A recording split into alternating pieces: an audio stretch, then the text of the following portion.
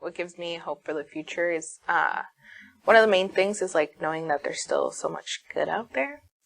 I know, it's 2023, the amount of things that we've gone through, it's very easy to think about all the bad things that have happened. But I like to think about all the good things, all the smaller, bigger, things that bring us joy, whether it be the beautiful fields, flower, or acts of kindness that other people do around the world. The other thing that brings me hope for the future is, it's actually a word, and that word is resiliency. It basically means like the ability to overcome things.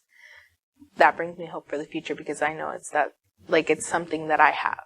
I have the ability to overcome whatever it is that is thrown at me, and have the ability to know that I can keep pushing forward no matter what it is. And part of resiliency is also having a good support system, which I think is very important, because without my support system, I don't think I'd be as resilient as I am today, I guess. And that brings me a lot of hope for the future, because being able to overcome so many things, you just know that you have another day to look forward to, another thing to look forward to, another accomplishment, achievement, another goal, so on. You just have something to look forward to, whatever it may be.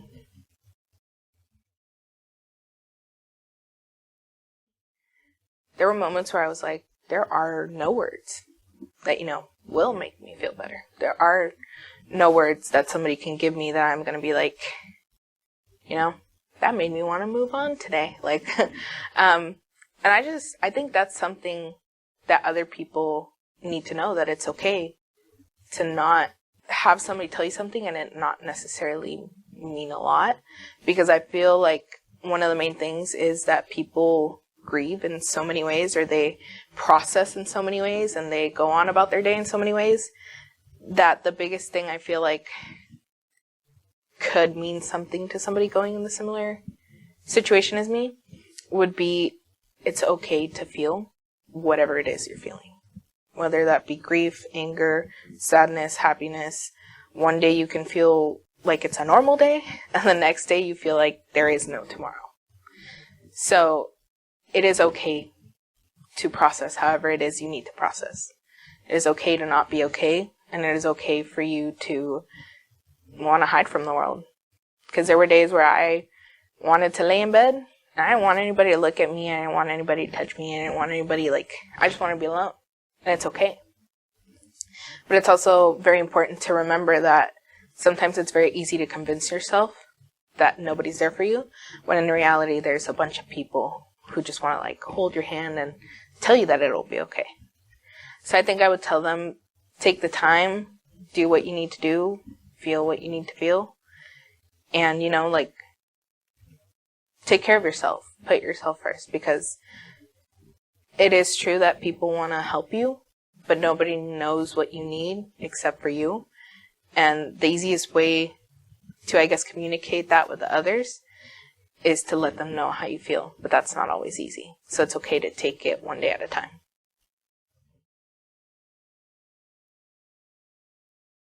Well, I definitely feel like, we have resources that are absolutely great.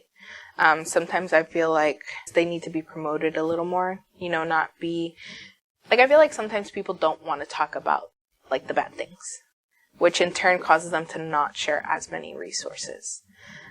Whether that be, family members or friends who know of the resource, but they're like, oh, maybe they don't want to talk about it. So I think one of my biggest things would be how to respond to certain things. And I understand that you don't always know what it is that the person went through, but I think just being more open about mental health, being more, having more knowledge about it, having it not be as, a scary topic as they make it seem. Because I feel like whether we like it or not, everybody has a little teeny morsel of, mental health that they're dealing with. Or, some people have bigger things that they're dealing with. So I feel like one of the biggest things that the community can do is just not be so scared to be open about certain things. Because I feel like, some people fear kind of the conversations or like bringing up the topic in general. So I feel like that's one of the biggest things that would help people, because sometimes you're like, oh, I want to talk to this person about it, but I don't know like if they would be open to talk about it.